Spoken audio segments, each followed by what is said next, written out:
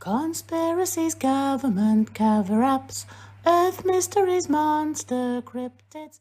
Hospital Porter's Pride and Dignity. Stop the New World Order. Welcome to HPANWO TV and welcome to the Reply to Comments 129, the 129th video in which I reply to your comments. Title gives it away, really, doesn't it? I hope you like my t-shirt here, PGLF, Property of Pits. If you want to know what that means, you need to watch my video Summer Sizzler. It's from a few years ago. Anyway, if you're new to the channel, I should explain that this is a video in which I reply to your comments that you've left me in the comments section by text. All my videos have open comment section. I've never closed any of them in my entire YouTube career. I really do appreciate each and every comment given to me. So I have a popular channel and I get lots of them. And for this reason, I don't have time to reply by text to all of them, but my obligation to reply means I make these videos instead. Some of the comments I get are very long, thought out. They've taken the person doing the commenting a lot of time. They're asking me direct questions or giving me direct feedback. It's a conversation I really feel would be rude not for me to enter into when you've done all this, come to all this effort to watch my videos and to express an opinion. So that's why I make these videos. You might groan at me and say, well, Ben, this is not a very good way of replacing replying by text. I don't have time to reply by text, so I do this instead. Well, that's not very good because I don't have time to watch a 9-hour video to get a reply to one comment. Well, you don't have to watch a 9-hour video because I'll put a timestamp underneath the comment I'm replying to, in which I will tell you within the nearest hour when I'm going to reply to your comment. And also my reply to comments videos are not 9 hours any longer. They're much shorter than that. They are usually maybe 1 to 2, 3, sometimes 3, sometimes 4 hours. The reason is I do them more often. I try to do them every 2 to 3 weeks. In this case, it's like it's over 3 weeks, but there's been fewer uploads and I've been doing other things. This is why there's been a bit of a delay. I also enjoy doing these reply to comments videos. I think they're very good. They're some of my best videos. You viewers often enjoy watching them. Some of you watch them all the way through, comment or no comment. Another reason for making these videos is it preserves the dialogue, what Stefan Molyneux calls the precious philosophical dialogue in the comment section that he lost when he had his YouTube channel banned. He's had his YouTube channel restored. I don't know if the comments are back yet or not, but I'm glad to see Molly is back on YouTube. I don't think he should ever have been banned. But doing these reply to comments videos preserves that dialogue just in case my videos get banned. In fact, I've had a dozen or so or more already banned. But even if I lose my channel, which, let's face it, in this day and age is not unlikely, it preserves the philosophical dialogue that was in the comment section. I should point out if you're watching this on YouTube, this is a video actually I will upload to all my sites, all my pages on all the platforms. All right. There is an alt tech annex, which you will not see on YouTube, which I've actually already uploaded to my alt tech site. That is ButChute Odyssey Rumble. I'm not going to put that on YouTube because it's a little bit too spicy. But if you are watching this on alt tech, because it will be there as well. This is the YouTube version. If you're watching it on YouTube, you can use the Control F function to find the transcript, and you can then use search to skip directly to whatever you want to talk about. So I hope that helps indeed. Okay, so guys, let's get going. Let's get this show on the road. And on the reply to comments 128 YouTube, 6EQUJ5, aka the wow signal, as you'll know if you're familiar with it, it says, first, well done, you beat the goat. Not many people do that. Well done, wow signal. Steve Polish says here, all right, this, as I said, Steve, I'm not going to answer any more of your comments unless, firstly, you know, they are, well, really, basically, there's only one, if they are original, they have to be original, okay? All right, here we go. And also, I'm going to skip excessive rhetoric because you use an awful lot of it. Okay. Steve Polish just quotes me, the astronauts went all the way to the moon and picked up a moon rock. It just happened to come from Earth. By incredible bad luck, the astronauts picked that up. And Steve says, that's the sensational version, Ben. All right, I'm going to answer this because this is actually a unique comment. But the one that isn't accurate, which is intended to elicit incredulity and mirth. Okay, the real reason is a lunar sample had a 2 centimeter to 2 gram feldspar and quartz clast, occupying a very small area of the rock surface. It is a fragmentary or classic impact shard distinctly different from the rock it is embedded in. Well, hang on a minute. According to Gerald White, it was embedded in a rock, yes, but this particular specimen was from the Earth. Right, it was actually designated as an Earth rock. It was an impact ejector that had found its way onto the moon, like many do for the moon on the Earth. That being said, fewer Earth ejector actually ends up on the moon because Earth has stronger gravity and the moon is smaller. And then Steve said, there is no hoax, Ben. Chandrayaan-2 photographed Apollo 12's EVA footprints with the most powerful camera put into lunar orbit. You'll no doubt dismiss this, of course, because it's physical, independent, third-party evidence, is it? None of which is necessary for claims of hoax, illegal spraying, alien implants, and ETs walking among us, right?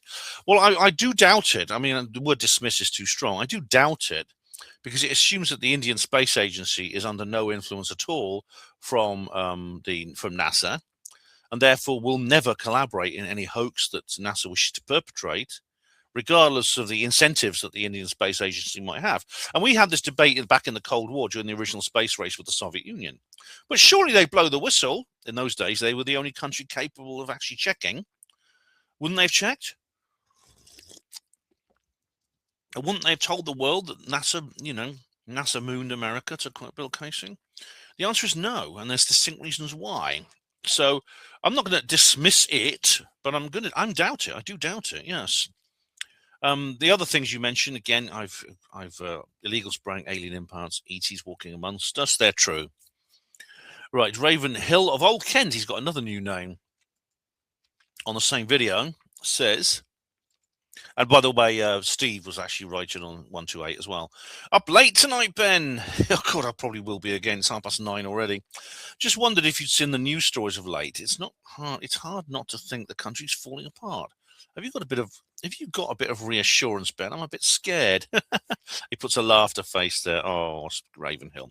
Ravenhill, if you go to Alt Tech, I've got a video which you might like. It's called, I can't actually say the title on YouTube, but it's an Alt Tech exclusive. And it's one I made a few weeks ago, and it's just up your street. If you want some reassurance, I think that's the video you need to watch. Basically, it's something that happened in London last month, and it was the month before, I can't remember, and it was a particularly uplifting event. A mountain goat comes in at 4th. Oh dear, mentioned in dispatches, no medal. I'm afraid Wow Signal gets the gold. Mountain goat says it freezes the video, does it? 128. Oh yeah, there was a freeze up on there. I don't know if it's happening now. Let's have a look. It's not happening yet. Yeah, it does happen, I'm afraid. If it does, I just hope it freezes in a nice expression. I can't stand it when you freeze and you're like this. Yeah. A mountain goat says underneath, haha, Scots girl with an axe, aka Ben Emlyn-Jones. I don't know what you mean by Scots girl with an axe. Yeah. Is that what I look like? Some of you know. And we have a thread here. We have a thread. And it is, of course, Mountain. It is Steve Mumbling's on here. 128. Is there a Bigfoot in Australia? Perhaps Steve Mumbling could answer. Oh, Mountain Goat, don't encourage him. But Neil Peel chimes in and says, there are reports of the Yowie similar to the Bigfoot. And Steve Mumbling, no, we tend to live in the real world here. No strange creatures or flying saucers. Yeah. Steve, if there's no strange creatures or flying saucers, then the Socceroos will win the World Cup. Yeah. Pull the other one, mate. They were already bloody out of it, I think. Neil Peel says to Steve, have seen a door camera footage from Australia, and there are eyewitnesses who say different. Exactly, yeah, exactly. And Mountain Goat says, well, Australia is a UFO hotspot. The Aborigines used to interact with them. They did. It's Wanjinas, they called them, but they look exactly like the grey aliens, and there are paintings of them on rock walls from about 10 to 20,000 years ago. And Steve says to Neil, that's because they're gullible bullshitters like you, Neil. Oh, right. Steve, keep it civil, please. I mean, I'll see I'll see what Neil's reaction is to that. But as I said, if Steve, I think Neil has made a pretty stern stuff, and he probably won't mind. But be careful who you're rude to, okay? Because I will delete comments if I think you're picking on someone who doesn't want that kind of treatment. I will delete your comment. I'm not going to delete this one, but you're warned. And Steve says to Mountain Goat about Aborigines used to interact with them. So they say, lol. Well, so they say, and it's not like they're just sort of pulling this image out of thin air.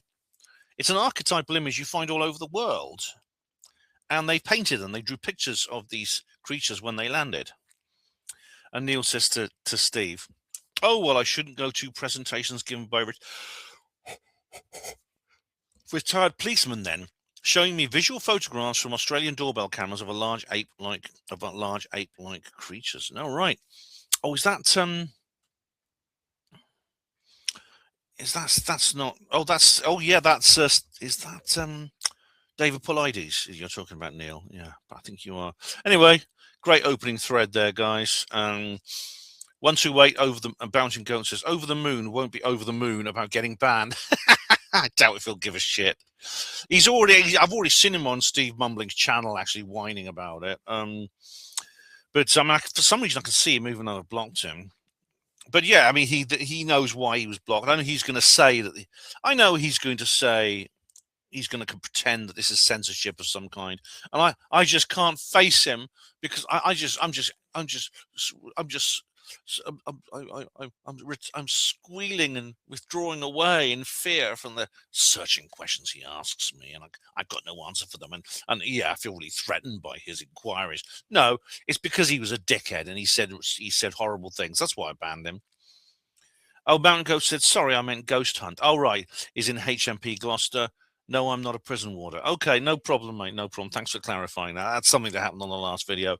128, and we have someone called RBXNAP933. Okay, right.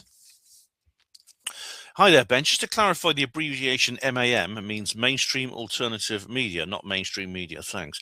Oh, right, you are. Okay, I remember that. Mam, like Welsh for mum. Yeah. Okay. Thanks, RVN. Thanks for letting me know. Mainstream alternative media.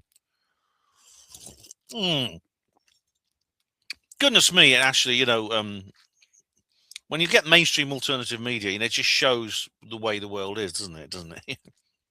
Reply to comments 128 YouTube. Steve Mumbling says here, watch the Indian guy's video for 5 minutes longer than you did. Well, how long was this video, Steve? Because you can clearly see the banana shape of the paraglider. Oh, I see that. Yeah, it's to do with the tranche. Yes, you clearly see that banana shape of the paraglider canopy. You've swallowed the science fiction explanation, hook, line, and sinker as usual. All right. I know what you're talking about now, Steve. You're talking about the analysis done on the tranche video of the sort of Rotary Club symbol, which looks to me like some kind of flare. I know that Rotary Club symbol is not a structure. I know it's an effect of the video, but it's not a paraglider canopy. I explained why. You haven't explained why it is. I have watched the Indian Skies video all the way through. I've also watched the analysis done by John Greenwald Jr. I can assure you, Steve, it is not a paraglider canopy. It's moving too quickly. It's moving in the wrong direction. It's more like some kind of lens. It's effect of the lens or the aperture of the camera. We have Steve Polish. All right, Steve Polish is saying, Steve Polish. All right, this is about Samantha Cristoforetti. Yes. Samantha what's happened there? What happened there? What happened to my comment? Hang on. My comment's not appearing. Okay, there it is. Okay. So Steve Polish is he's so unwilling to give an inch on anything. He came out with some very complex cope. How he had heard of the video that I had sent him, which he said he hadn't said. He said he was trying to fool me. That's a typical cope. I mean, it's a worse cope than my 2022 invasion of the Outer Limits magazine conference. Oh, we knew it was Ben all along. We didn't say anything. Yeah. But Steve says this is to do with Samantha Cristoforetti, Italian astronaut who said, "Oh my god, oh my god, oh my god." Okay. Which is more likely, Ben? Oh, Occam's razor. Oh, I'm going to enjoy myself here. Some of you will have seen my my basis video where I have my recording of my talk. Samantha Cristoforetti's explanation that she was overwhelmed by her first sight of the ISS was genuine, and she was told to calm down because they were docking, and such an outburst at the time was inappropriate. Or she saw something woo-woo and lied about it because she somehow missed the briefing about how to react in such incidents, which you have made up and have no evidence for. It's fine to be biased when your position is evidence-based, but it's irrational to ignore the first-hand source and let your basis create sensation out biases, create sensation out of thin air. Okay, which is more likely? In my view, it's the second. She saw something woo-woo and lied about it. Now, the reason I think that is, first, I think I've already explained this partly to you. Her reaction to what she said was not that of somebody who was overwhelmed by her first sight of the ISS. It wasn't, oh, wow, amazing. It was, oh, my God, oh, my God, oh, my God. It's a very, very big difference, all right? That's why I think that. And the other reason is this only came out. She only actually said she only said this explanation. Oh, no, I never saw a UFO. Much later. Right, when the story that she had may have seen a UFO was so widespread that essentially she was forced into commenting, or some agency told her to comment, or said it would be a good idea, Samantha, if you try to dispel these rumors. Okay, that's the second reason. Third reason, you actually see the object that she possibly saw in the actual frame at the time. Okay, that's the third reason. Now, which is more likely? See, I mean, it's always the Occam's razor. By the way, you're referring here to Occam's razor. As if you've not watched it yet, could you please watch my video about my basis conference reportage? That's the most recent video I uploaded before this one, where I talk about Occam's razor in there. You don't have to watch the whole thing. Just watch my talk. Just watch the talk I gave for the conference. Okay, so that's what I believe happened there. You say I'm creating sensation out of thin air. No, it's a reasonable speculation based on the situation that I've been studying, and I heard about this long before you did. I know you're claiming that you knew all along and you were just tricking me, but you never heard of this. There's nothing wrong with admitting that, Steve. It doesn't make you less important or less information or less skeptical or less worse of a researcher just to say, oh, I hadn't heard of that. Because I mean, you sometimes presented evidence to me and I said, oh, I don't know about that. I haven't heard of that. So that's my answer to that. 128 Mountain Goat. Do you have hope ahead of hate? Yes, of course. That's why I'm not a member of Hope Not Hate, or Hate Not Hope, as I call them. Yes, I have a lot of hope ahead of hate. Yes, I do have hate. I mean, I think people who say they don't hate are pretty much, to not to hate is inhuman. As I think it was Nietzsche, the philosopher, who said, if you can't hate, you can't love. And I agree with that. But I try to keep hate to a minimum in my life. Mountain Goat, would you support marches against Catholicism like Tommy Robinson marches against Islam? Yes, in fact, I have been on one. It's called Protest the Pope, and I think I made a video about it, or I wrote an article about it. I can't remember. It was called Protest the Pope because I was protesting about the fact that the Pope was on a state visit to the UK. This is not to say that I'm against Roman Catholics. I'm not against Christianity. I'm not against even the beliefs of Roman Catholicism, just like I'm not against Muslims. I'm not against Islam. And indeed, I just the institution of the Vatican, I think, is a terrible thing. It's proven itself to be very destructive. There's lots of children who've been abused, and I think possibly millions who have never been able to speak up because of them. And do I support Tommy Robinson's marches? I don't actually, as I've explained, I don't actually agree with a lot of what Tommy Robinson says. I don't trust him, and I think he is misguided and possibly dishonest.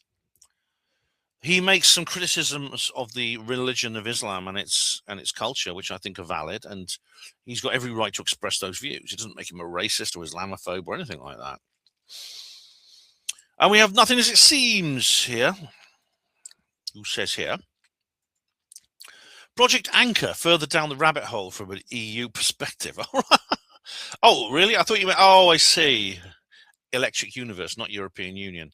The AI, oh, good. We have the fount of wisdom, AI, says here, you are absolutely correct. In an electric universe model described by Will Thornhill, a sudden and catastrophic loss of gravity is highly unlikely because planetary changes Planetary charge behaves like a capacitor. Planets store an enormous amount of charge. If the external inflow of electrons from solar wind or the Birkeland currents stops, the planet does not instantly lose its charge. Instead, it slowly leaks its stored charge into the surrounding plasma environment. Capacitive nature. As you noted, this leakage causes a slow, continuous reduction of the planet's internal dipole alignment mass. Consequently, the orbit would shrink inwardly gradually over centuries or millennia, tracking the slow loss of charge rather than snapping inward instantly, gradual migration. There is no mechanism in Thornhill's model for gravity to simply turn off suddenly, unless the planet undergoes a catastrophic explosive arc mode discharge, like a lightning bolt stripping the charge. However, even in such an event, the timescale is likely days to years, not seconds, due to the sheer energy capacity of a planetary body. No gravity switch. Well, thanks for the information. Nothing, and I'm still going to do the live stream, if only for fun. But I'll take on board what you said. And here we go. It's 127 now, a previous reply to comments video. And Steve Polish is quoting me. This doesn't mean that Shady Nook was exactly as it was actually described in the official story. Okay. I probably looked at everything available on that, Ben. It was exactly as described. No, it wasn't, Steve. Have you looked at Sophia Smallstorm's documentary on it? Alex Jones substantiated not one of his claims in his own depositions. Nothing he claimed had a material source or one single element of truth in it. His main sources were Wolfgang Halbig and Jim Fetzer, notorious nut jobs, well known for making stuff up. Like chemtrails, you may have an opinion, but you haven't a crumb of evidence.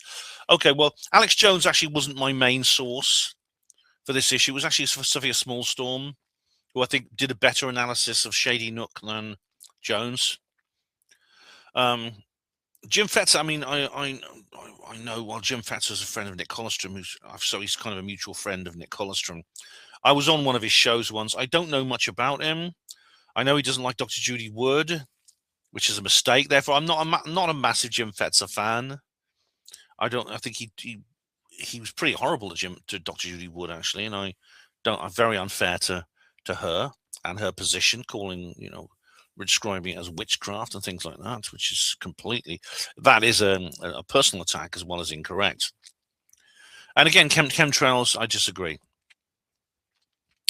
Close Encounters of the Third Kind film review. Here we go. All right, here we go. Jeff Hindley said here. J. Allen Hynek was chief. What's happening? Okay. J. Allen Hynek was. What's happening? Yeah. Was chief scientific advisor on the Close Encounters of the Third Kind.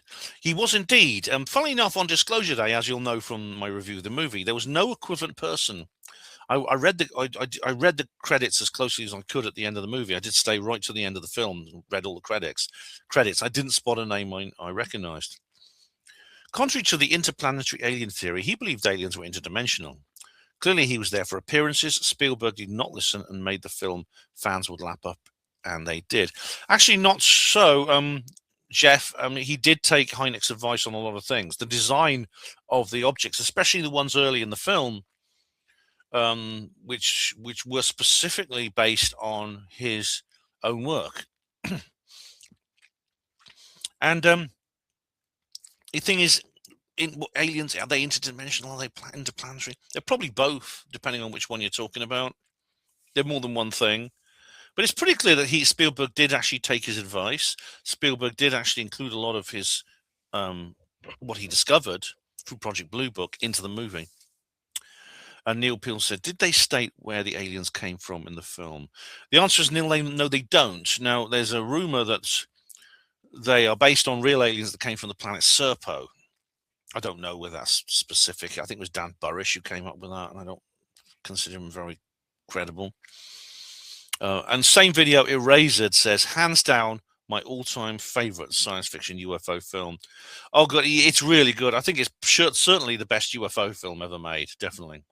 I don't think Disclosure Day I enjoyed Disclosure Day, as you know, but it didn't tip Close Encounters off the top perch. Definitely not. Oh, and now we have a really old one here. Bilderberg 2013, part 10 of 16, Invasion. This is a multi-parter on YouTube. I've actually edited it and spliced it all together on Alt Tech. But No One's Flower says, I was there. I didn't realize you were. I am revisiting the day 13 years later. Oh, God, yeah. Is it 13 whole years? Yeah, it is. It's 30, my goodness me. No One's Flower. Sorry I didn't meet you, but there'll be other opportunities. If you go to these events, you'll bump into me at some point. Right, Close Encounters review, and we have here Nick, who says here, hi, Ben. Exciting times at the Mo, isn't it? Not half. For those that have grown up pondering and dreaming in awe for decades now of this mind-blowing subject. Honestly, Nick, I can't remember a better time to be a ufologist. I can't. I'll be watching with a tear in my eye with total joy and pride for you and me and all those space cadets when that dusty bottle of champers under the bed gets corked. You've been watching me for a long time, haven't you, Nick? Nick, I'm really sorry. I'm sorry about this, but I had to throw it away. It went off. I'm sorry. It was just it got all slimy and I had to throw it away. But I'll get another one. I'm wondering if you're like me and sort of perplexed and a little frustrated that the US government are releasing these files currently, but sort of not really commenting or acknowledging and certainly not confirming anything. Very frustrated, Nick. I haven't even bothered to report on the third tranche because I'm getting to the point where I think, what's the bloody... the third tranche really, I know it had a few interesting tidbits in, but, Richard Dolan covered those. I don't see any point in actually saying anything, not least because I didn't have time to cover it. I was away doing other things. But goodness me, yeah. And then there's that aliens.gov thing. And as I mentioned this in the basis video, this aliens.gov thing turned out to be some really weird, creepy kind of like a joke, almost kind of like some really sick joke. They launched it. They actually launched the website. And when I saw it, it looked like a UFO website. But it looked really sort of unprofessional. I thought it was like a parody site. It turns out it was an official government website, but it wasn't even about UFOs. It was about controlling illegal immigration. And I thought, this is very bad taste. Very bad taste indeed. It's unprofessional, unstatesmanly. And what's more, it's almost like they're teasing us. They're gaslighting us. And Nick says, there seems to be a lot of commentary on the file release, but no kind of intellectual analysis of the US government's silence in relation to the file release. They've been completely mute. They've been giving us these tranches with a tiny little bit of like a very small amount of narrative associated with them. Like there was the Lake Huron shoot down. And they just said, oh, this is the shoot down of the object above Lake Huron, without any real description of what we're looking at. Ross Coulthard has just made this point actually on News Nation. Is there nothing better? Is that all they have for us? I mean, you see, I believe they're doing this because they're trying to condition us. They're trying to get us used to. They're trying to get us used to this idea before they bring out more hardcore stuff. At the same time, though, it could be some kind of trick of some kind of whose purpose I don't know. Nick says, trying to gather any sort of valuable information nowadays from anywhere is such a drag. Does it feel as a civilization that we are, on the whole, we're getting dumber and dumber? Yes, very much so. And I know what you mean. Strange times, almost like watching a film. Thanks for everything, Nick. Thanks for everything, Nick. You're welcome, Nick. And it does. And it is like watching a film, or I compare it more to a piece of theatre, like exit stage left, enter stage right kind of thing. With Lou Elizondo being the kind of editor. I made this point in the last video. Disclosure day first, says Mountain Goat. Well done. You have retained your title. Gold tinfoil hat on its way to you. Neil Peel says second silver tinfoil hat to Neil Peel. Mountain goes second, the first loser, Neil. Mindset says third, maybe. That's nothing to do with Mindset podcast. Me being third. And Neil says, was late from my abduction. And Mountain Goat says, Watkins just got third. I think that's Mindset. Yeah. And we have Disclosure Day and Jimmy Wormholes. That's a good name. Says,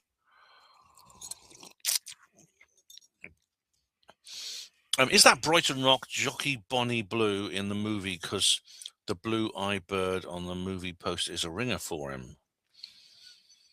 No, that's Emily Blunt, and I've not actually seen Brighton Rock. I've not actually seen it. Actually, funny enough, I read the book because they made us read Graham Greene at school, so I read the book when I was quite young. But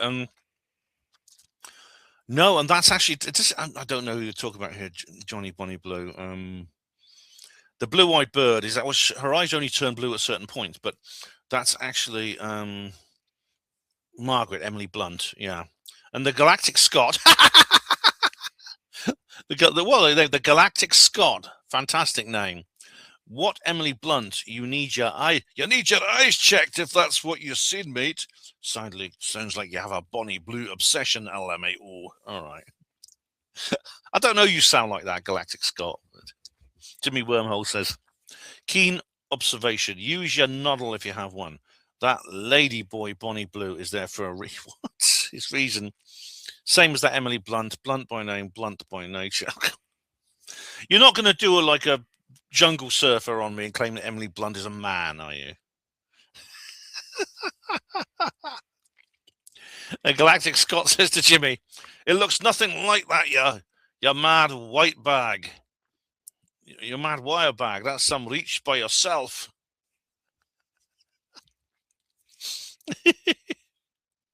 Great banter, guys. Great banter. And Johnny Nigma. Hey, Johnny, how you doing? How is the bassist mayor in Wales? I think Brecon will be the place where the aliens land, I swear.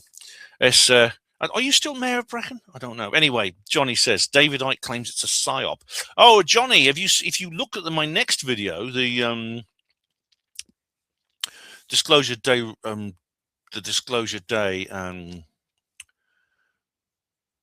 it's the review. You'll see that I do a little review of David's video. Yes.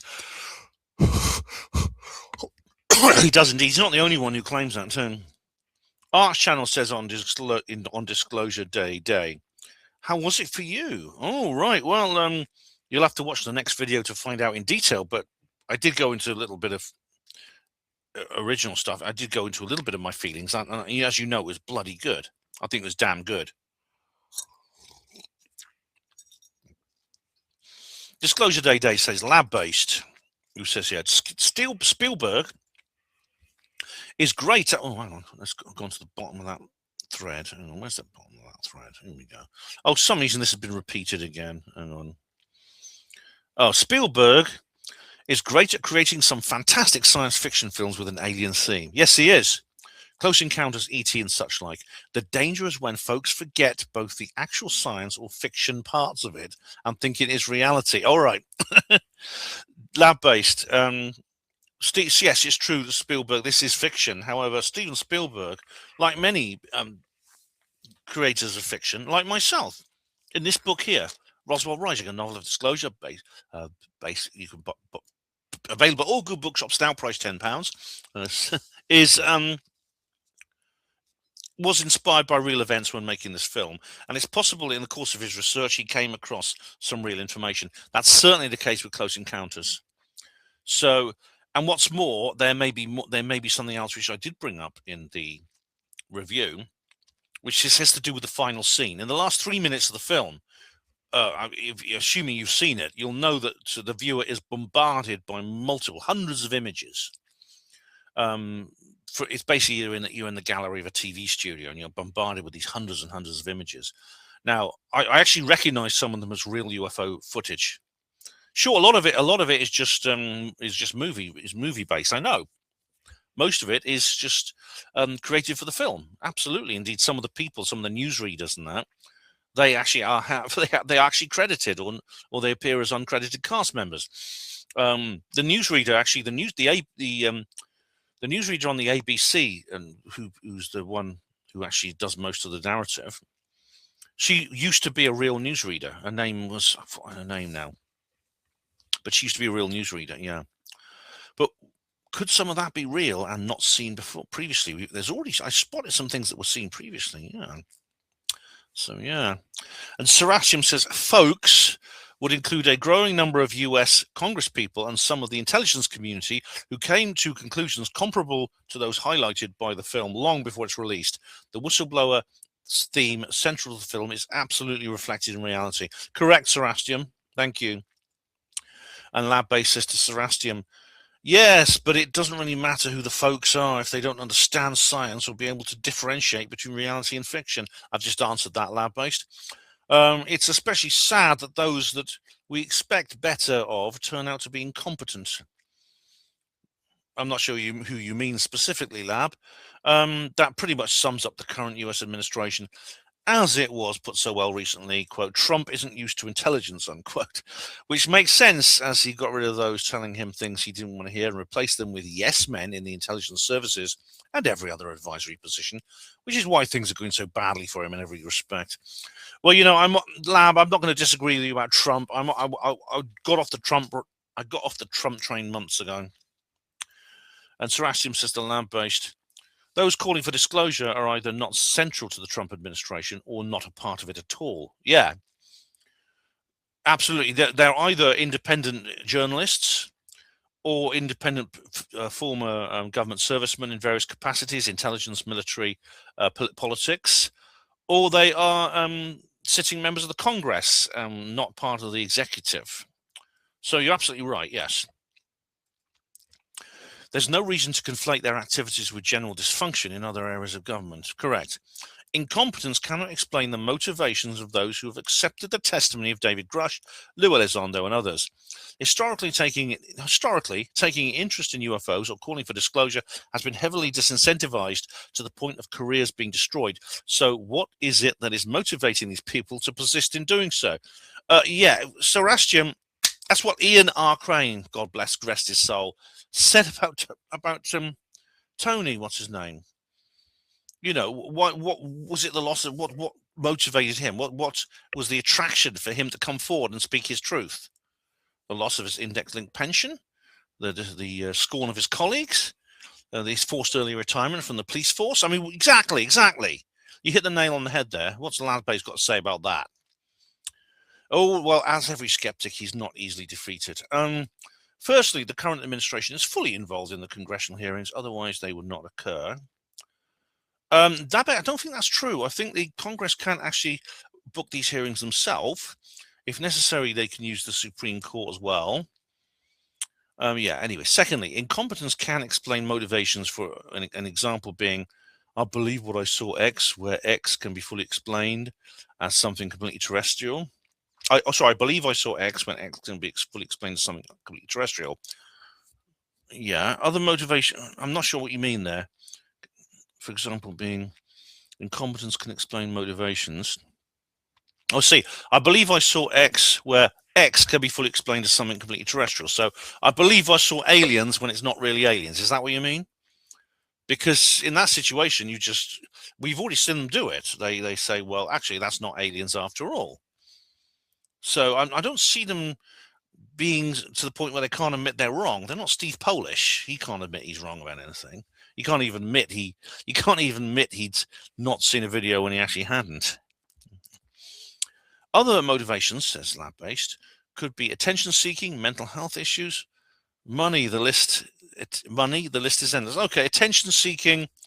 Everyone's capable of that, but again, you get more negative attention than you get positive attention when you start coming out with this sort of thing.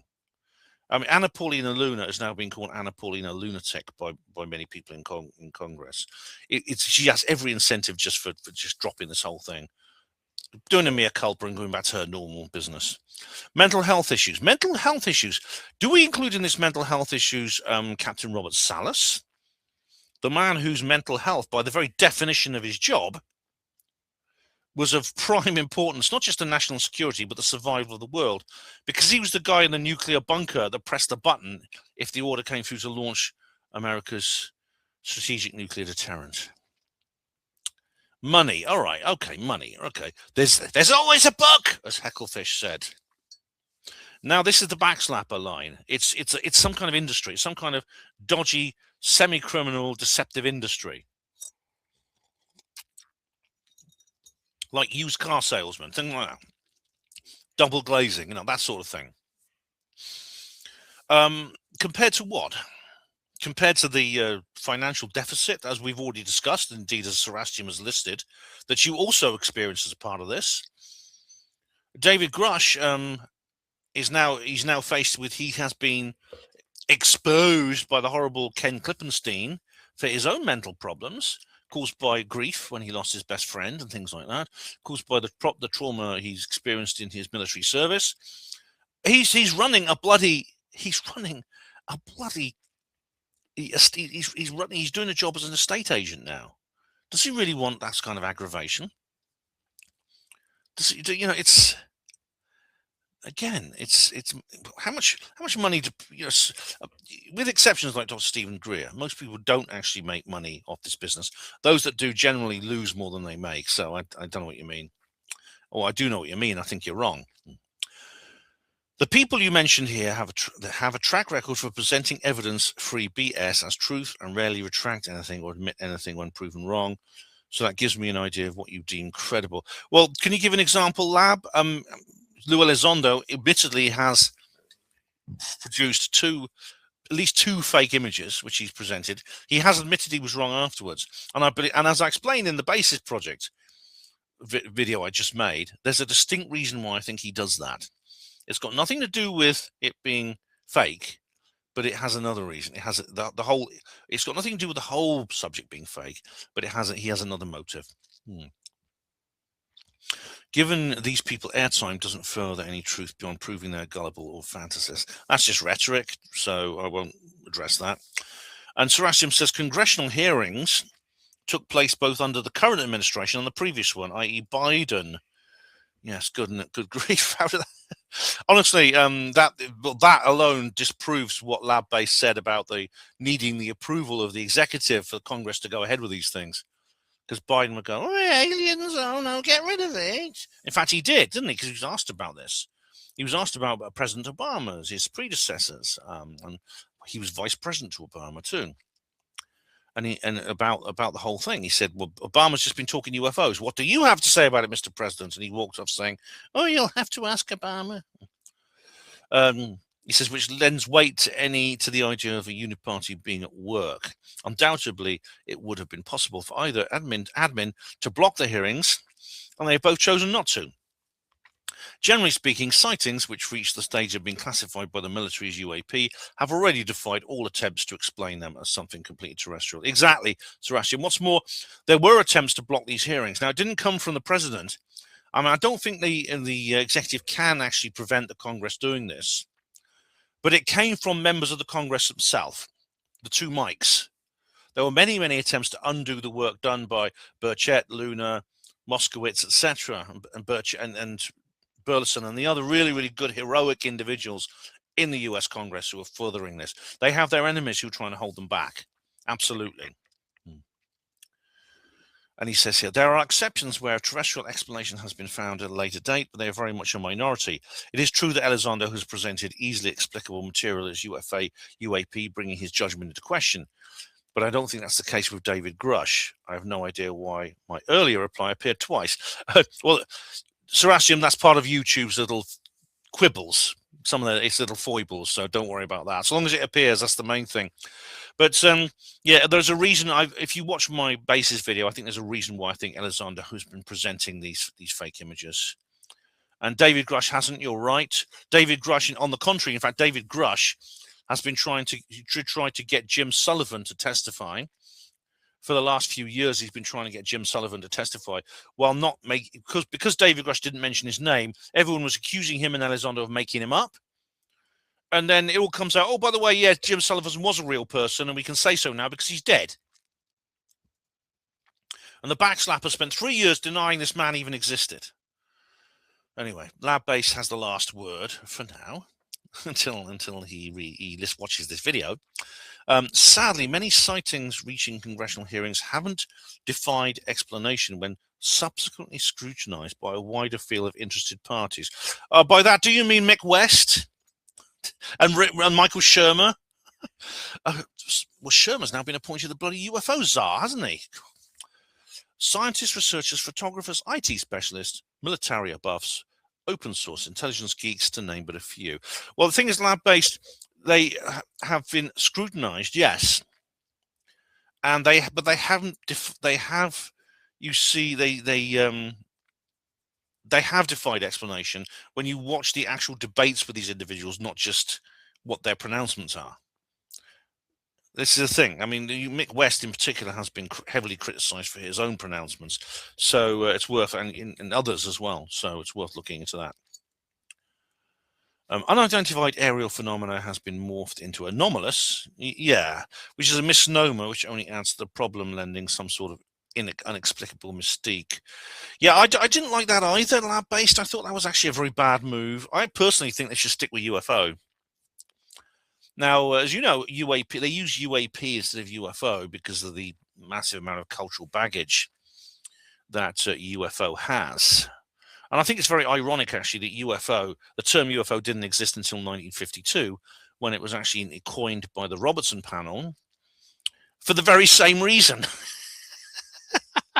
A wee loonies culturally appropriated UFO. And now they've got to think of UAP. What's going to happen is we're going to culturally appropriate UAP, and then the government are going to have to think up something else. God knows what.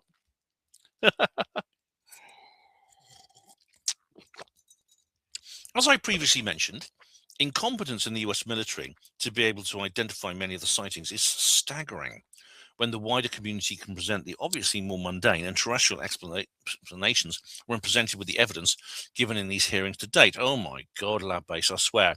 I'll never... If armed fighter jets cannot tell the difference between a plane and UFOs, I'm never getting on a plane again. Because they might decide to fire their missiles at it, thinking it's like a Russian nuclear missile or something. God knows. But no, you say here it's staggering. What do you mean? What's staggering here? What you say is staggering is that the U.S. military is unable to identify things when obviously more mundane and terrestrial explanations are presented by basically by the people we've aforementioned. Mick West and that of this world, when again you're assuming that Mick West and his cohorts are actually correct, when I assert that they are not. So that then, if they are not, then that's kind of like it neutralizes the point you're making about the military being unable, and it's staggering, doesn't it? My expectation is these unexplained sightings will grow considerably as more modern drone warfare evolves at a rapid pace. So you're saying that now we're going to drones are going to be added to that list. Well, you know, actually you may be right on a short-term basis. Indeed, you already are. Whenever some new mundane phenomena appears in the sky, it often triggers UFO sightings for a while until the sky watchers get used to it. And then they identify it and they no longer report it. Another good example being Chinese lanterns. They now, everyone knows what they look like now, so no one really cares about them anymore. So for a short time, in the short term, you may very well be right, actually. That's a brilliant thread, lab-based, and Sarasium, thank you very much. Brilliant thread. Disclosure Day, and Tessa1111 says, the day after Boxing Day, downer, Ben. Once it's done, it's done. Yeah, I know what you mean. That's how I felt about it.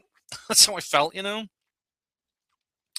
Because there was so much anticipation, and like Christmas, you know, it's there and then it's gone. It's almost like it's like a point. It's like a non-temporal dimension point in time, and it's just over.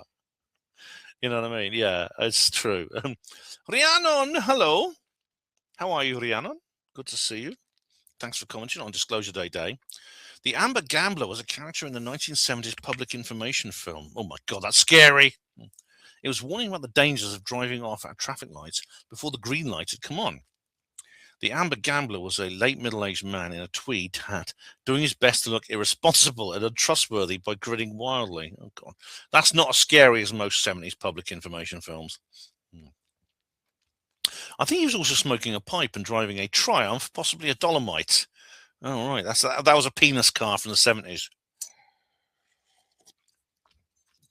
Why can I remember this, but I cannot remember what I had for lunch yesterday? Getting old, I suppose. Oh, Rhiannon, it's actually to do with short-term memory and long-term embedded memory. Ben, can you include more information about what you selected off the Weatherspoons menu when you do these travel reports? I strongly suspect you chose a burger, but I'm now left wondering.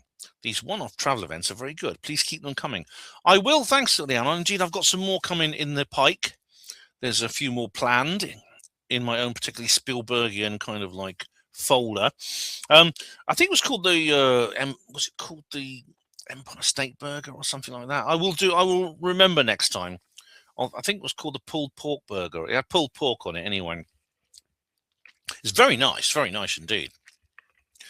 Nick says here on Disclosure Day, the film looks awful. I'm not even going to bother. All right. Well, Nick, to be honest, I often look at trailers and think I'm not going to see that. Many films, and when we have limited time, if it doesn't appeal to you, it's understandable you don't want to go and see it. However, honestly, if you like the UFO subject, I think you will like this. I think it's worth a try. It's you get a ticket for $5.99. It's worth. It's a couple of hours out your evening. I'd go and see it. You may change your mind. That's my advice. Serastium says, why are my comments appearing twice? Because YouTube is weird, Serastium. YouTube does strange things to its users. And sometimes it makes comments appear twice, and sometimes it makes them appear not at all. And sometimes only I can see them, even though I liberate the spam box regularly. So that's basically why. I mean, I have reported this problem to technical support, and nothing gets done about it. I think it's a bug in the system that no one wants to fix. So I don't know why that is. But it's better they appear twice than not at all, as I said earlier. Disclosure Day. Gary Robinson, hello. I've not had a chance. This was 2 weeks ago. And he says, I've not had a chance to see this yet, mate, as I've been mad busy. That's right. I think you did mention you've seen it since. Yeah, so I hope you enjoyed. John P. Nolan says, did they mention the black goo? I think it's enough time has gone past now for me to say this. I wouldn't have said this actually nearer the time because it would constitute a spoiler. But no, they don't. It doesn't in that case. And now we have a comment here, which I've actually done a text reply to, because he says here, this is Mr. James Cos, who says, hi, Ben, I love all your videos, especially your reply to comments videos and your out and about videos. I realize that BitChute is no longer available in the UK. Is there any other alt tech sites that you upload the uncensored reply to comments videos, please? I've noticed there is no upload currently on the Odyssey portal for your latest video. Keep up the great work. All the best. And I said, thanks, James. Glad you enjoy HPANWO TV. I did think it was urgent, so I needed to reply by text. Yes, I upload all my videos to BitChute, Odyssey, and Rumble. Links can be found on the HPANWO TV blog. See the link in the description box. I've just checked, and my latest vid is available. Not sure why you can't see it. You can watch any BitChute video via VPN. I recommend the Tor browser. It's free and very effective. Okay. So thanks, James. Much appreciated. Disclosure Day film review first, says Mountain Goat. Thanks, Mountain Goat. Much appreciated. How close are we? We're coming up to the end of the first hour. Believe it or not, this is not going to be a very long one. I know I say that all the time, but same video, E.T., another Spielberg masterpiece. Although E.T.'s all right. I mean, it's not as good as Close Encounters, but E.T. says here. What's wrong?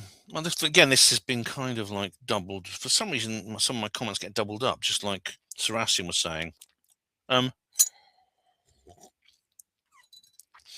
DT says the Disclosure Day haters are those with no UFO interest or no knowledge of the paranormal and conspiracy theory realms and don't understand the content. They were expecting an Independence Day type movie. But you know what, ET, I think some of them were, I don't know, I think that's too much of a generalization.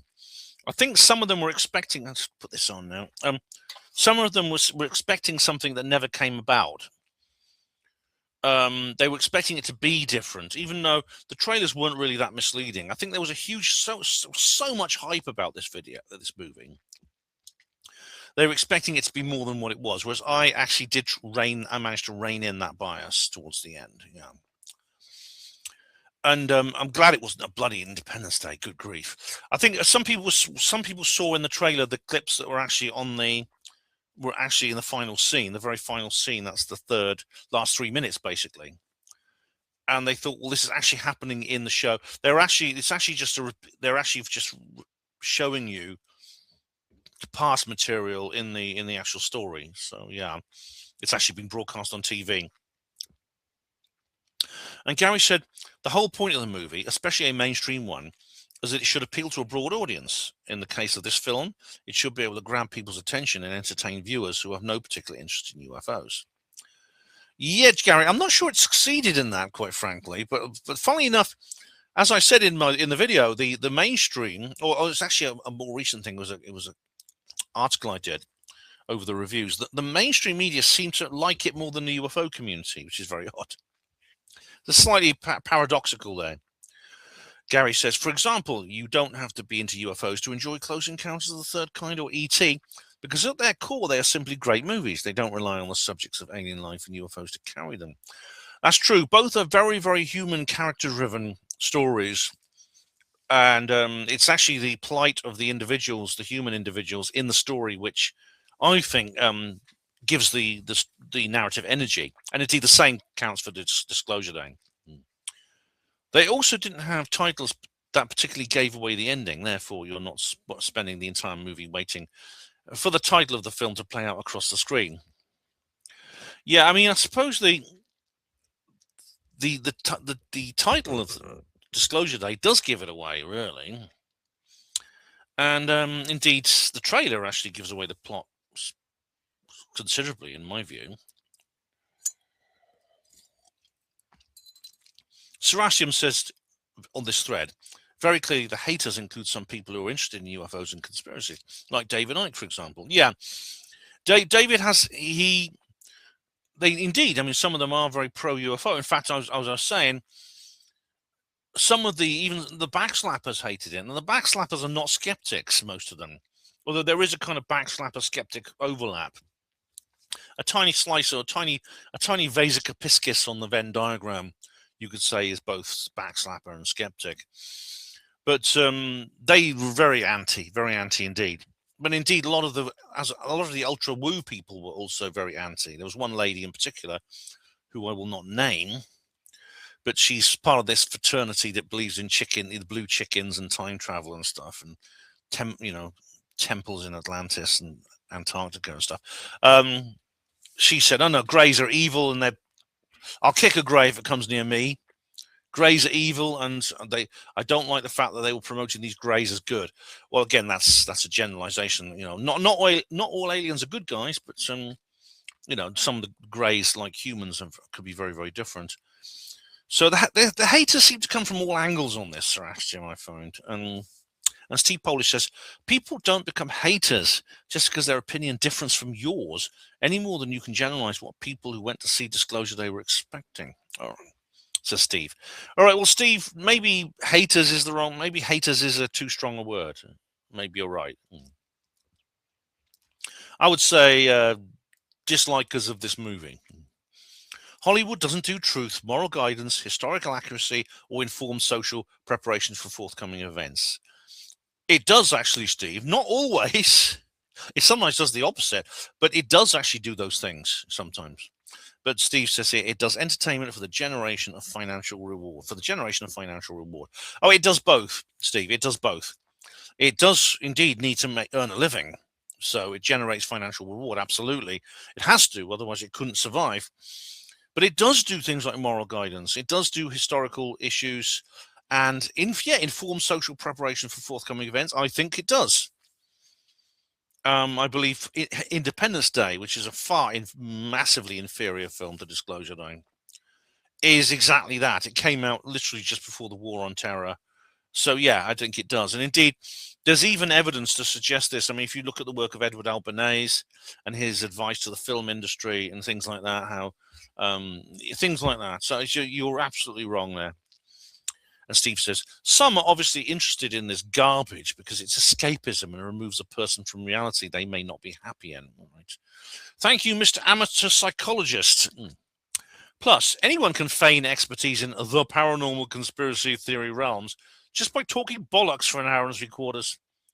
That's rhetoric. I don't know how to answer that. That's rhetoric. I believe that you just talking bollocks for an hour and 3/4 is actually not enough in my view. Disclosure Day is pretend. There's literally nothing to understand. Well, it's fictional, but it's only fictional in like 1984 is fictional. It's allegorical fiction. It's like my books. DJ Uncle Paul the second. Oh, that's a good name. Says here, Ben, I like you. I like what you do, but this film review is longer than the film itself. 8 minutes would be more than enough. I haven't even begun to watch it. I didn't have time to watch the film. I don't have time for this. Sorry. Well, DJ Uncle Paul II. All right. It's not actually as long as the film. It's actually about half an hour shorter than the film. Yeah, it's long. I know it's long, but 8 minutes is nowhere near enough. 8 minutes is nowhere near enough to describe everything, all the issues associated with this movie. Absolutely not, and give it a fair review. What's more, as you know, this is a roving review, so this I think is quite unusual. I think I don't know if it's unique to me, but this particular style of roving reviews, where I film myself going to the cinema and I film myself coming out of it, that takes up time because I describe my journey as well. Well, it's up to you, but I mean. And as Nina Burns says here, Ben does say it has plenty of spoilers. Yeah, I do warn you, it has spoilers.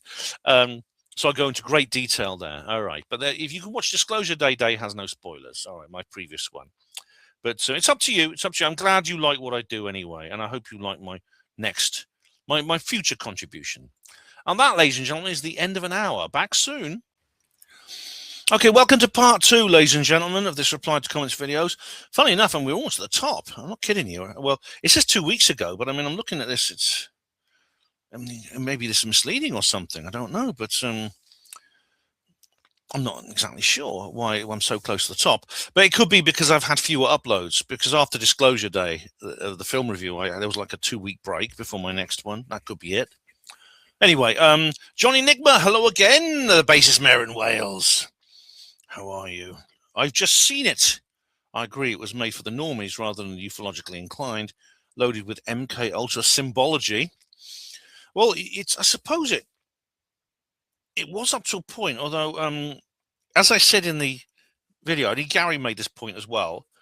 They need to attract normies involved, but there's not enough explanation in it, which surprised me. It surprised me the normies liked it so much. Actually, it throws you like dozens and dozens of different ecological concepts at us in a 2-hour, 20-minute film, and doesn't actually include much explanation.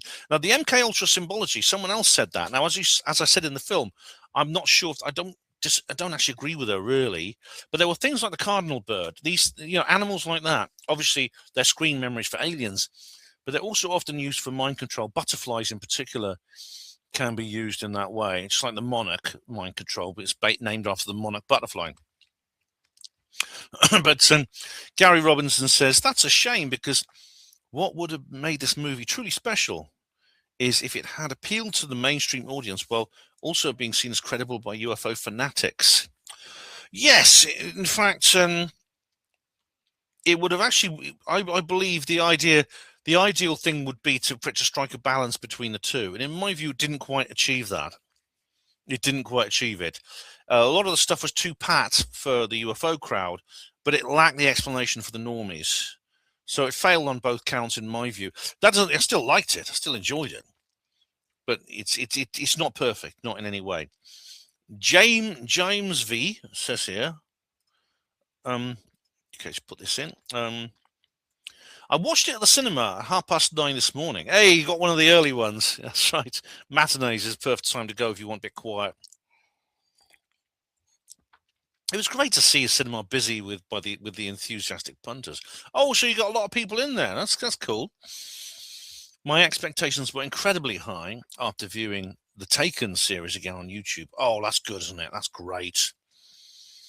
I still love the film. It was visceral, a little heartfelt, and the very end, the message felt completely real. I left my seat in a daze. No, good for you, James. I actually feel the same way, James V. I think, yeah, my Taken is actually fantastic. along with Close Encounters. I'm not sure exactly what Spielberg's role in it was. It says Steven Spielberg Presents. I don't think he directed it, but he might have been involved in it. But yeah, I love Disclosure Day. I think I might go back and watch it again before it leaves the cinema. I really do. Disclosure Arts Channel says here, Disclosure Day comes across as a flop. Right. I've actually seen lots of contradictory information on social media about how successful Disclosure Day has been in terms of its box office revenue. Some people are saying, well, it's the lowest opening for any Spielberg movie ever. Others are saying, it's made $6 million in its first weekend and stuff like that. I don't know. But Gary Robinson says here, whenever you hear the phrase limited distribution attached to a movie, this is in reply to Arts, it's usually a sign that distributors aren't especially confident in it and don't believe it's worth giving it a major push because they expect numbers to be limited. Right, or Gary, it's now on general general release, but it was on a limited release in the first 2 days. That is Wednesday to Thursday in the UK only. So we were lucky we got it 2 days early, which is why I went all the way to High Wycombe to watch it, because it wasn't actually showing anywhere in Oxford. But yeah, I think it is on full distribution now, I believe. Yeah. And we have Nina Burns, who I've actually been talking about privately with this. She says here, brilliant review of the film. Thanks, Nina. I feel the disclosure is in some of the files at the end. That's what I'm thinking, yeah. And I think Nina, what we're going to have to do is we'll have to wait till it's on home media, because then we can pause it and look at each individual image. These hundreds of images. The last 3 minutes of the film is basically a collage. It's literally a kaleidoscopic potpourri of a montage of these different TV shots from all over the world. One of the News Nation reporters is in it, and she says, "Blink and you'll miss me. I was only on for 0.2 of a second." Yeah. So when it's on home media, we'll have a really, really good analysis of it, those last 3 minutes. And she says, Daniel reminds me of a part-based Gary McKinnon figure gone to jail for leaking and stealing files. Yes, there are similarities, and I do wonder if, not quite, because Daniel was an insider, whereas Gary McKinnon was a hacker, but yeah, definitely. Nina says, the only negative I have of the film is that Hugo says it was always you too. This, in my opinion, disrespects all the hundreds of thousands of contactees and experiencers that have endured abductions and witnessed UFO activity. Yeah, I don't know exactly when he says it's always been you too. Of course, it's not just those two people. There's, in terms of Margaret and Daniel, they were abducted together as children. So in a sense, they're kind of, this is what gives them, I think, their affinity. And the chemistry between them is fantastic. It's really good. But it's not. I'm just fiddling with my notes. Of course, they're not alone. There are millions of people who have these experiences. Indeed, some of the psychic experiences go with it as well, and the insights and the empathy as well, which is really enormous. And how many are there? I've told you, I've told you about this thing in my arm here. I show it to you in the Basis Project video that I've just done. How did I get that? Do you know what I mean? I've got no memory of anything that would lead me to think that had been done to me. I was actually shocked when I found out it had been done to me. It really was. Thanks for that, Nina. Nina, that's a great comment. Thank you very much. And Gary Robinson says here. All right, read more. Hang on, read more. Okay. Gary Robinson says here. Where's the clip gone? So I must have put something else on the clipboard. Oh, I know what it was. It's all right. I know what it was. There we go. Right, clipboard back. Gary Robinson says here. Hey Ben, mate. I suspect you might be a little frustrated with me leaving for leaving this comment, but here goes. Shoot for the hip, Gary. Oh, it's always been your style. As you know, I was originally planning to see the movie. However, after hearing a number of reviews over the last few days from sources I generally trust, including Film Threat and Mr. H, I no longer feel I can justify spending £15 on a ticket. Oh dear, that's a shame. But Gary, it's up to you. I personally wouldn't. I never read reviews of anything, as you know, as I've explained in the movie, in the video. I never read reviews of anything until I've seen it from myself. And £15? Where did you go and see it? Did you get one of the luxury seats? I mean, if you book like a couple of days in advance, you can get them for as little as £5. That's a lot. I wouldn't spend £15 on a ticket to see this either. But it's just, I'm sorry, it's up to you. But it's a pity you feel that way. But I'll let you carry on. I think there are two things at play when it comes to audience reactions. A lot of fellow woo-woo heads are understandably very positive about this film because it deals with subjects and themes we regularly talk about, and that's absolutely fine. But regardless of the message or content, a movie still has to work as a movie, and the reviews I've heard all suggest it's essentially a poorly thought out chase film. Right. Yeah. That is what several people have said, including Bryce Zabel, a guy whose judgment I trust, a man I've met and I sort of know vaguely. And I think that it is a chase film in a way, and in fact, as I said, I think fans of Dan Brown would like this. It's actually the kind of story that could have been written by Dan Brown. I don't know why Dan Brown hasn't written a UFO themed book, actually. But it's not. It's more than that. I mean, to be honest, the chase scenes are not as good as some other films I've seen. It's in a way, it's kind of a road movie, but it's not half as good. If you just analyze it as a road movie, it's not half as good as some of the others, including one that Steven Spielberg made himself. It was his first movie from 1971 called Duel. There's even a repeat of the same scene. This is where they're crashing the car into the train.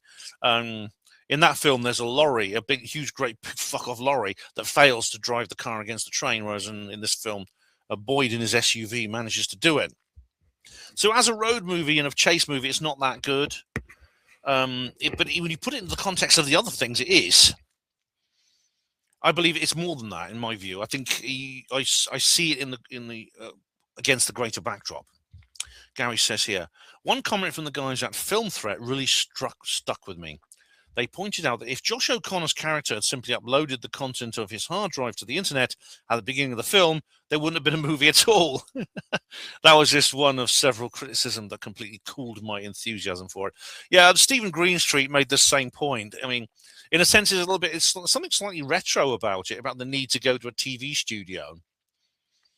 That's never adequately explained. But at one point, he's actually in a conversation with Hugo near the beginning of the film. He's actually phoning Hugo and saying, "Look, I've got all this stuff.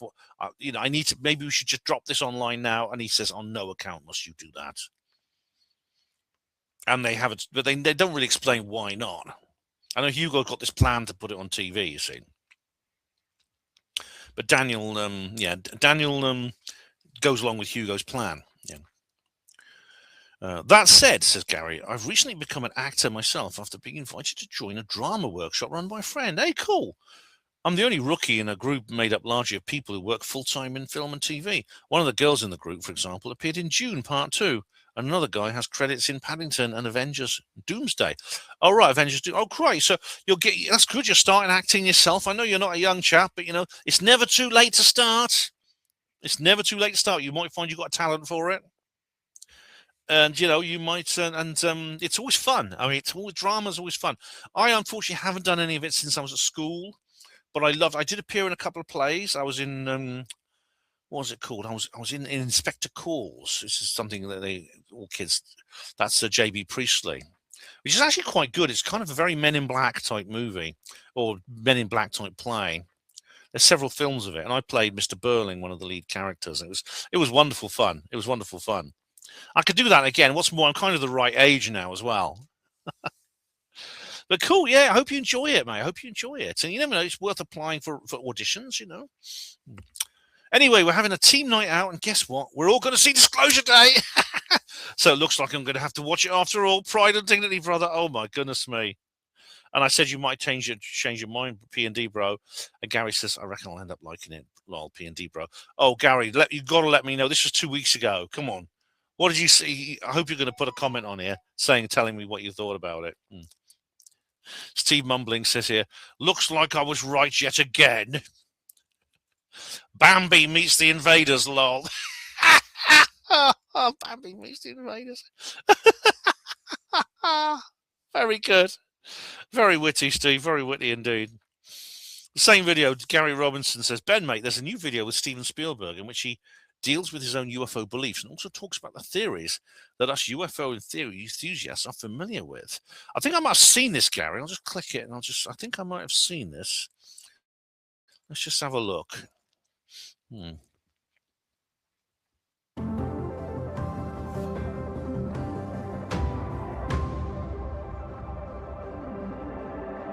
Oh, look. Cameron, this is his film archive, Steven Spielberg's film archive. Oh, Jurassic Park. Howdy, Steven. Right, How's it going? Good to see you too. Great. Oh, I love the hat. Oh. Well, I put it on for you. I don't know thank why. you so much. I have no idea. Oh, wow, this is 22 minutes, but look, there's Elliot's bike. There's Elliot's bike. Good old 80s BMX. Let's have a look. Like stop motion. That's so crazy. Was this the... In real life. Yeah, they've been waiting. They're just like, no, he needs to make a... Created and not AI. Wow. Artist. And then they do that. I've got to watch more of this. I've got to watch Oh, more. wow. And then no one touches it again. Oh, I And need to we watch this collected every properly. single one I of need them to watch this properly another time, Gary. This looks great. I've not seen this. I've not seen this, but thanks. It looks very good. Because, I mean, he has actually commented, though. You mentioned he details his own UFO beliefs and talks about the theories that us UFOs enthusiasts are familiar with. He has commented this on several other interviews, Gary. And indeed, I've actually done a follow-up on HPANWO Radio. I don't know if I could send it to you, but it's here. I've done this is a show I recommend because I do go into it's this one here. HPANWO show 636 Disclosure Day debrief. It's just from last week. But it's the podcasts are all there if you want to look. But it says here a discussion about new Steven Spielberg film Disclosure Day. I do recommend listening to that show. I do. And we've got here now. Oh, Steve Mumbling here, who says here on the same video. It seems the movie is getting ripped to pieces by almost every movie reviewer. No, it's getting ripped by. Oh, and this has appeared twice again. No, it's getting ripped to pieces by about half of them, Steve. And in fact, funnily enough, it's about about half of the critics hate it and they're ripping it to pieces. In the UFO community, it's about 2/3, which is a bit depressing. Dave Langston says, I have no interest in it and bewildered why people think it's more than a film. Was there some tangible evidence offered? Probably not. Well, I think maybe, Dave, it's too soon to say. But Steve Mumbling says to Dave, no, Spielberg isn't going to have tangible evidence of E.T.'s visiting. If he had, he would go along and collect his Nobel Prize. Oh, God, my goodness me. Oh, Steve, come on, man. You know that's not true. You're not that naive. From what I've seen, there's nothing in it you couldn't have seen in the TV series X-Files 30 years ago. That's where most of the visiting ET conspiracy rubbish comes from. All right, well, it's funny enough, Steve, right, almost inevitably there is a kind of X-Files feel to this, which is quite interesting. There is parallels with the X-Files, certainly. And we have Bonto Max, who says here, empathy is a euphemism for open borders. This movie is exactly the one world psyop we've come to expect. No, I don't agree with you, Bontomax. Empathy is not a euphemism for open borders. What you mean? What I think you mean is that sometimes people's natural empathy is exploited for them to support open borders, right? And indeed, there are some very empathic people who had that instinct, that emotion that they feel harnessed to some malevolent agenda, all right? But that's not empathy itself. There's plenty of very empathic people who don't fall for this sort of thing. I don't either. And you see, it's like David Icke. David Icke makes this claim that it's some kind of one world psyop. In his case, it's about. In his case, it's more than that. It's about you feeling, affinity for the controllers of the Matrix and the universe, and it's not. Now, I don't think it is a one world psyop. Now, this is not to say that the disclosure movement is not kind of like gearing up to some kind of Project Blue being fake alien invasion thing, the last card. I accept that's true, but I don't see anything in this particular movie that supports that. All right, Gene Skinner interview. Oh, this is an old one. But this is actually seems to be one of my most influential videos. People are writing to me from all over the world about this. And JJ Watson says, Jean was my nana, and I didn't know this video existed. I like to come back and watch it from time to time since she passed. And I put a text message on it saying, I'm glad I got the opportunity to meet her. Her story's amazing. Yeah, I'm glad I helped you, JJ. Lots of people have written to me. In fact, it was Jason Harrington got in touch with me because of this. And I'm very glad I realize now, I didn't know at the time what a massive exclusive it would be, and indeed a privilege, because she never spoke publicly again until her own passing, which was shortly after this. So I'm so glad I got to do that.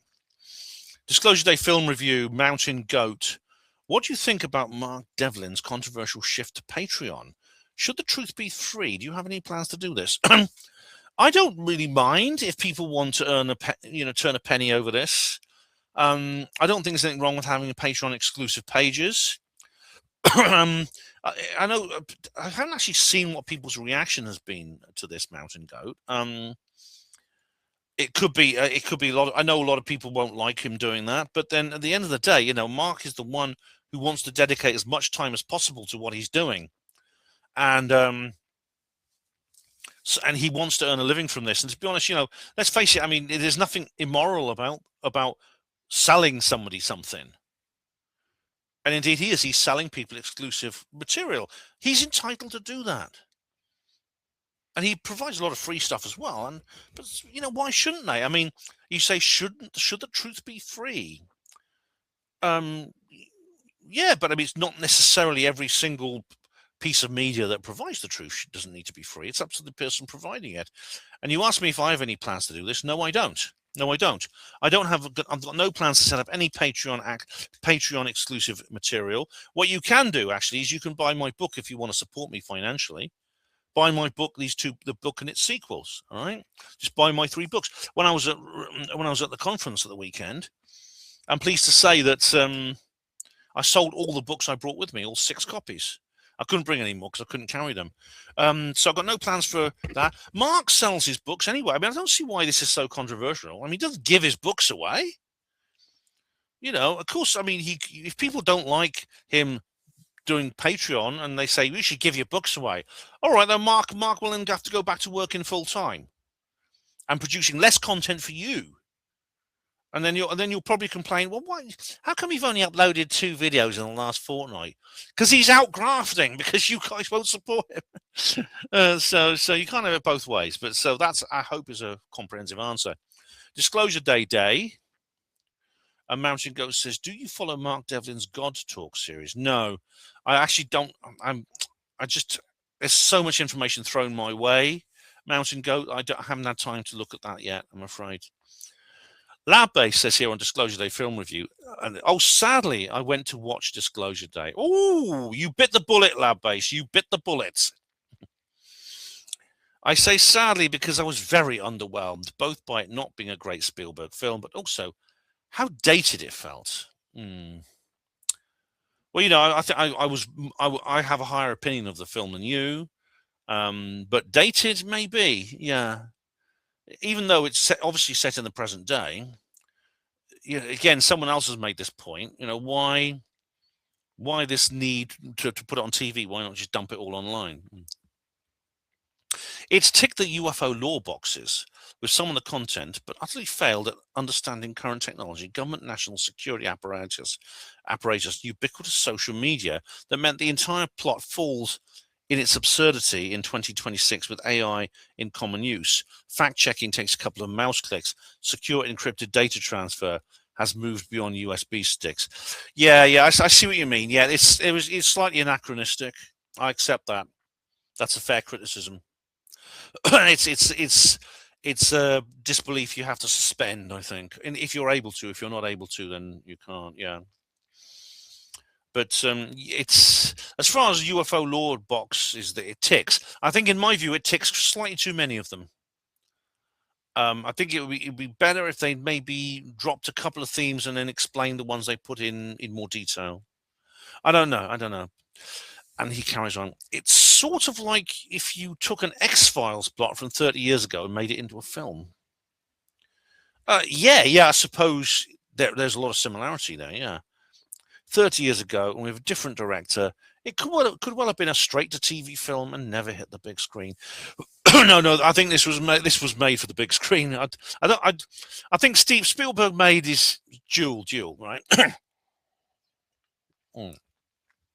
Duel was a TV movie originally, but it's now thought of more as a big screen movie, and it has actually been shown in cinemas. This is definitely a silver screen job. It's not. This wouldn't work on TV. It doesn't even have like pauses for ad breaks. It wouldn't work. Mountain Goat says here on Ending the South. Now he's referring. I don't need to click this timestamp because he's referring it to the Colaris incident. And yeah, he actually says here was Captain Yorangi Bolivar Soares Nogueira de Holanda Lima murdered.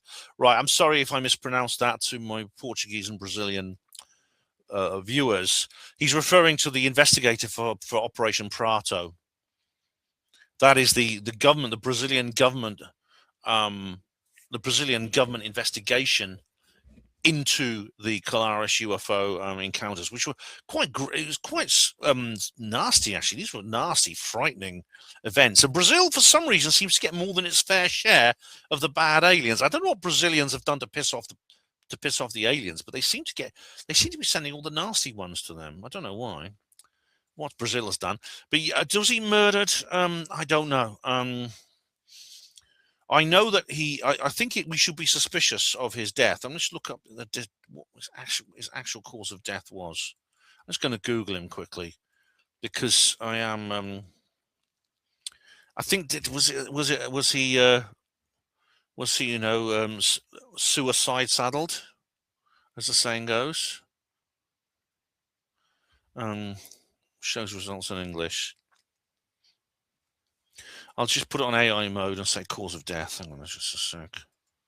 I just need to get my timestamp back on the clipboard because I keep forgetting to do that. Okay. Oh, it's in bloody Portuguese. How do I translate this?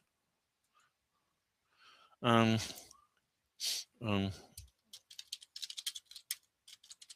English.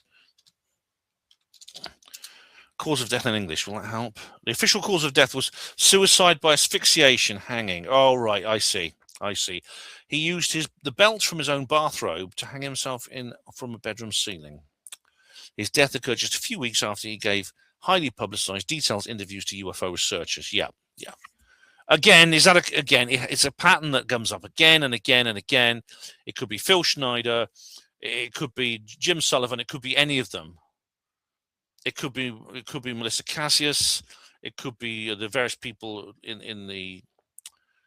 around the world. So yeah, in my view, it's likely he was murdered. To answer your question, Mountain Ghost says here on ending this. Oh, sorry, that last one was Ending the South, and this one's Ending the South as well. I love this video. I really loved making it when I went to Southend. The weather was terrible, but I had a fantastic time. I am glad David Young did not show up. Yeah, I am too. Very, very. I'm very glad indeed. I'd have been on my best behaviour. I'd ignored him. I would have ignored him. But yeah, it would have been very awkward though if he'd been there. Because I can't I can't just. It's difficult to overlook and just for what he's done. I just overlook that. I just have to stay out of his way.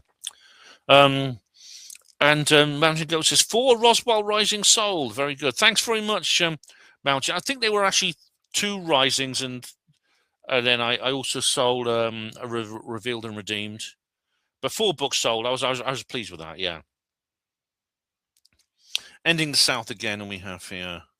How am I doing for time?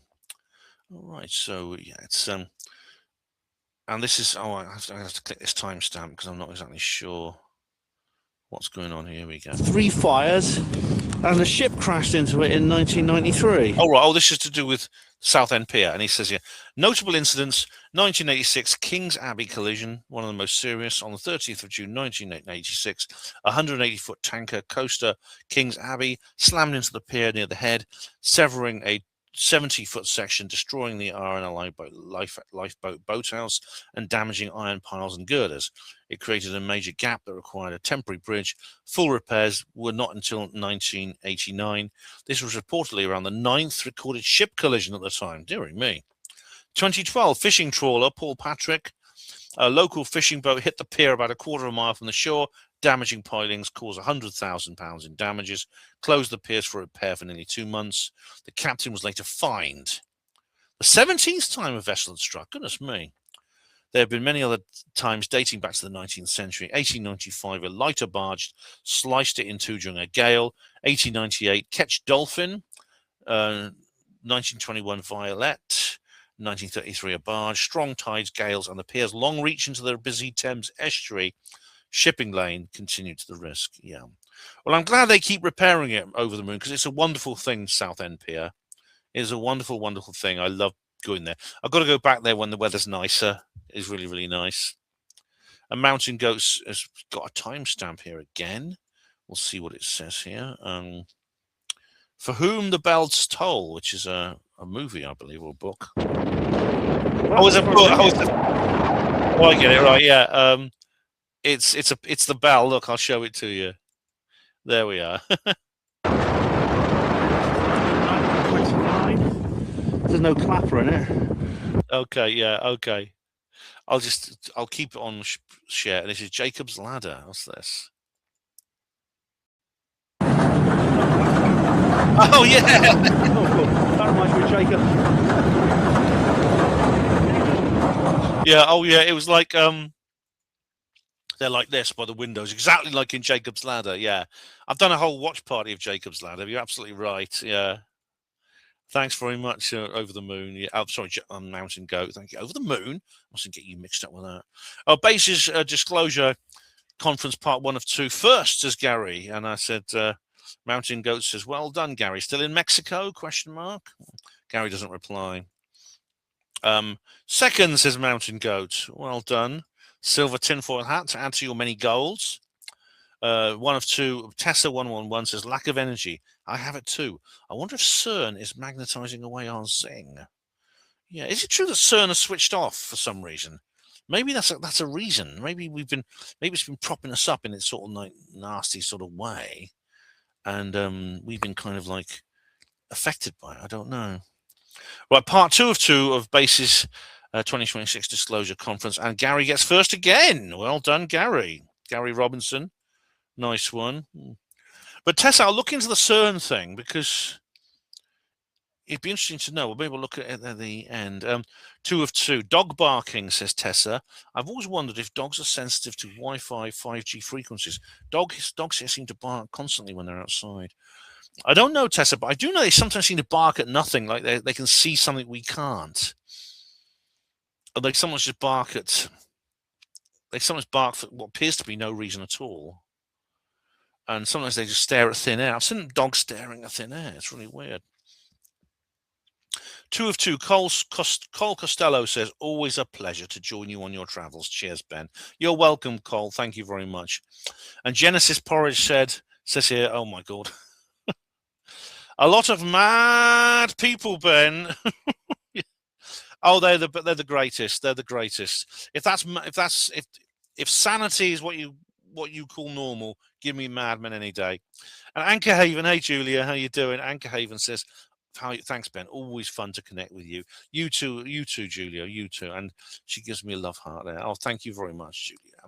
And do check out Anchor Haven's channel. She's a very, very prolific uploader and live streamer. She literally goes every day, which is more than I do. Yeah. 1 of 2. Phoenix Moon says, thanks for your wonderful speech and videos, Ben. You're welcome, Phoenix. Thank you for watching. We got a thread here on 2 of 2. Nothing as it seems, says Project Not a Lot. Everything Captain Mark Richards tells me I know is real. Intel lady. All right. Oh, that was, and I say here, she's so funny, a great comedian. I love her channel. Yes. The Intel lady is hilarious. She's really, really funny. She does these sketches, and she's got like Project Not a Lot, which is her Kerry Cassidy impression. Here we go. This is so good. And she does no brainer with Angela Rayner. And she does these impressions here. Intel lady talks to Mike Graham. This is make a field win for our Andy. Let me just find it. Let me just find her. Let me just find her, Kerry. I don't know if I hope Kerry feels. I don't know if she'll like me. If she'll see the funny side of this. Okay, all right, hello. So I've just gotten off the phone from Captain Mark Richards, incarcerated for a crime that didn't come out, and he told me that during the eclipse, the Galactic Federation beamed him out of his cell into one of their ships and took him up right to the eclipse to see it with his own eyes. And while he was up there, he also witnessed NASA launching their 3 rockets in their special ritual that they were doing in conjunction with the Anunnaki. And it is to bring in a dark... You get the picture, don't you? You get the picture. No, she's brilliant. She's side-splitting. Yeah. And nothing that seems as even aliens can't predict the weather got me and Colin laughing out loud. Is that what she says on there? Oh yeah, she's yeah. I've had to watch more of her stuff. I mean, she generally does like political satire rather than woo stuff. But yeah, her Kerry Cassidy impressions are really good. Project Not a Lot. Yeah. 2 of 2. Phoenix Moon says, yeah, excellent. Thanks, Ben. Especially enjoyed your time at the Barge Inn. Lovely place. I met Miles there last summer solstice. Hey, Phoenix, you know, it's very rare I feel happier when I'm just sitting in that beer garden in lovely weather in the Barge Inn, just watching the boats go past with that beautiful scenery in the background. It's perfect place. Yeah, I can't wait to go back there. Funnily enough, you know, when I got back home, I went to Facebook and I got one of these like past notifications, you know, history notifications, and literally I'd been there exactly 14 years earlier, and I shared the pictures I'd taken back then. I remember it. I do remember it. And Sorenable, hello Sorenable, says on 1 of 2. Very good. Thanks, Sorenable. Much appreciated. And Neil says on 1 of 2. How did everyone cope with the heat? I think our friend Roger said it was too much for him. It actually wasn't too bad. It actually got worse during the week. It wasn't too bad at the weekend. The actual heat wave didn't really begin until Monday. I know, because I was back at bloody work. Yeah, but it was very hot in there. Yeah, it was very hot, and we had the windows. We had a through breeze going and stuff like that. Paul Wills, hey Paul, how you doing? You appeared briefly in the video on 1 of 2. You can keep your Area 51. We've got our Wiltshire. Absolutely, Colin. Yeah. Thanks, Ben Emlyn. Ben Emlyn. That's what Matthew Williams calls me. Thanks, Ben Emlyn, for taking us on another great reportage to beautiful Wiltshire. You're welcome, Paul. Thanks very much. It's not Steve Wills. Sorry, I mustn't get you mixed up with Steve Wills. He's the guy who appeared in the movie. Yeah. Oh, we got David Brimson on The Beast of Lye Valley. It's an old one. Oh, God, what's this saying here? Right, okay. We lived in Dean Road. All right, I know where that is. That's literally next door to Lye Valley in Oxford. And I worked at the Churchill Hospital. Really? Don't tell me you were a porter. Don't, please. I'm going to have to salute you. Were you a porter? Please tell me. I need to know, because I need to know how to treat you. I need to know, were you a brother porter or were you just a mere civilian? Anyway, we played down there in the 70s when we were kids. There are allotments to the left and a bridge, which wasn't there when we played there in the 70s. 2 brooks merged into one by the golf course. This is the first time I've heard anything like this. I'll try and post this to the Dean Road boys to see. Oh, thanks. Please do, David. I'll tell Nick about it. It'll be very interesting. I'd love to know if anyone else has seen strange things there. I really, really would. I really would be interested to know. Thanks very much, David. Much appreciated. Thanks for getting in touch. Do you still live in the area? Let me know. Be good to meet you. Mr. McGee says in 1 of 2, the Basis 2026 Disclosure Conference. The skeptics you mentioned in your talk, Ben, are they skeptical only about the UFO subject, or are they skeptical about everything? Now, generally speaking, Mr. McGee, if you're skeptical about one thing, you'll be skeptical of another. Michael Barkan, the skeptical researcher, talks about people like us and says we have this thing called the cultic milieu, which means if you believe in like aliens, you probably believe in ghosts, that kind of thing, which is true, really, up to a point. But the skeptics are the same. They have a skeptic milieu. So I don't know anyone actually who doesn't believe in you. Do I know anyone? I don't. For very, very few people, for example, who believes in the Loch Ness monster and doesn't believe in aliens. It's all ghosts or something like that. There is a kind of like mindset that generally leads to belief in one thing, then believes in another, that kind of thing. Anyway, sorry, carry on. I once knew a skeptic who seemed impossible to agree with. I've known millions like that. No matter what was said, they would find something to challenge. Yeah, absolutely. They're experts at it. Some skeptics appear to enjoy the argument more than the topic itself and take great pleasure in proving others wrong. Oh, yeah. I mean, they're like, oh, God, it's like Peter Hitchens on Twitter. You know, he will literally find someone out and he'll post. Peter Hitchens will find people on Twitter to disagree with, and he'll post stuff that I know he doesn't believe because he just wants an argument. And his late brother Christopher was even more like that. Mr. McGee continues. It can be difficult to express a point of view around them because they seem to drain the energy from every conversation. My final thoughts on your talk, which I enjoyed. It's okay to be skeptical, but not of everything. Well, thanks very much, Mr. McGee. And you're absolutely right. I can talk to some skeptics, even though we disagree on everything, because I think they are actually interested in the subject. But there are others, like you say, who are simply emotional vampires. They do it to wind you up, and they do it to upset you, and they do it to be contrarian, so they can watch you squirm and then get some kind of sustenance from that. And I have no time for people like that.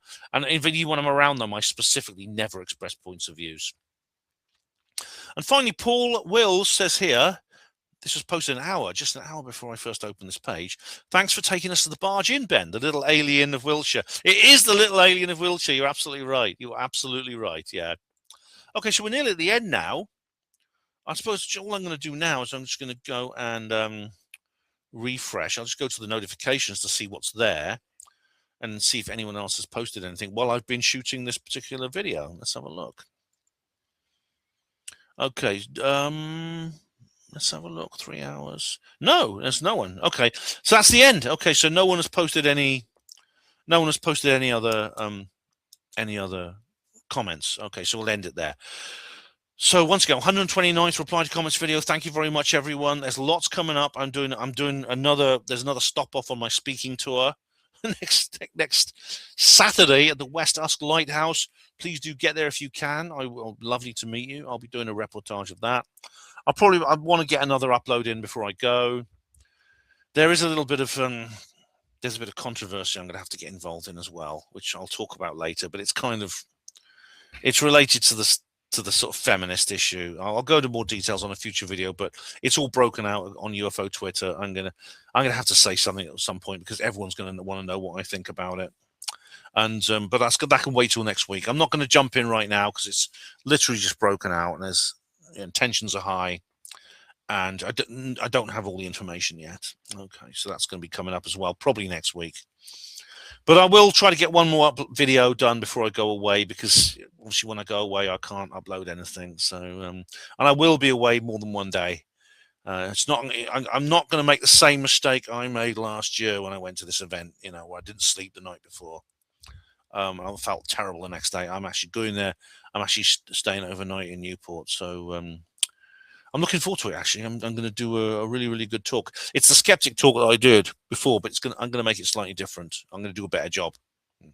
So, yeah, thank you very much. Obviously, if it wasn't for these, it goes without saying that if it wasn't for your comments, there would be no reply to comments. It's obvious, isn't it? Thank you for each and every one of you, for all of them. I've had some really good ones, some fantastic threads, some great debates, some really good feedback, some really, really searching questions. Thank you very much, all of you, for all of those. Thank you for watching HPANWO TV generally. Hospital Porters, Pride and Dignity. Stop the New World Order. Conspiracies, government cover-ups, Earth mysteries, monster cryptids, psyops, saucers and black triangles, HPANWO.